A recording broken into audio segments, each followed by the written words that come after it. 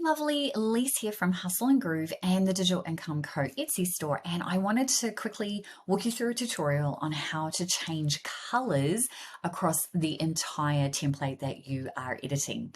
So as you can see, when you scroll through this particular template, there are different colors. So you may want to change those, and you can do this for text and you can do it for any background colors that you have. So the first thing that you probably want to do is start with the cover.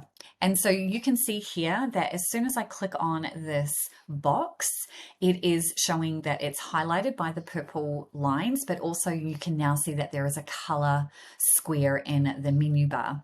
And so if I want to change that, all I have to do is click on this, and then depending on whether you have your brand kit included or whether you want to just go with any sort of color profiles, then you can just come in here and you can change it.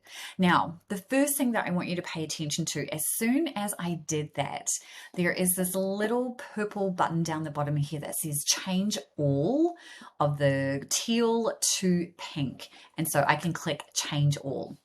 Now you'll instantly see that this has happened, but then if we look at this grid view, anywhere that I utilized that color will also be applied. So you can see here that the pink is showing up wherever that color was specifically used. So it's a very fast way to apply this to all of your entire design.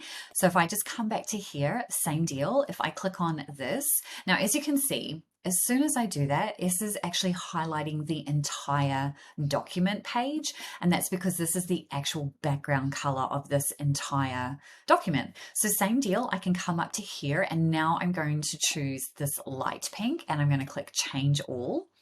And you'll see same deal. If I click on this, you can see that it has applied this to a couple of different scenarios where that color has been chosen. So all you have to do is go through each individual page until you get them to the colors that you want. So then this particular color here, I might like to do more of a gray. So I'm going to choose this, and you can see here, same deal. It's giving me the option to change all.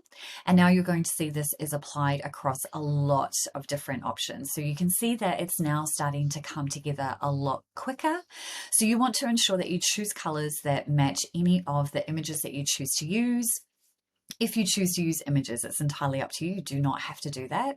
But you just want to ensure that whatever colors you're choosing, they complement the images. So I actually find it easier to choose my images first, because when you do that, and I'll show you what I mean in a second, it also gives me the option, if I click on that color again, it pulls in the photo colors. So I can use the profile colors in there as well. So it just ties everything together really nicely.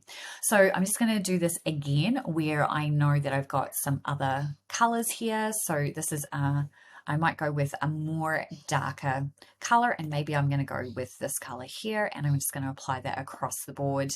And then you can see here, now we've got some amazing options.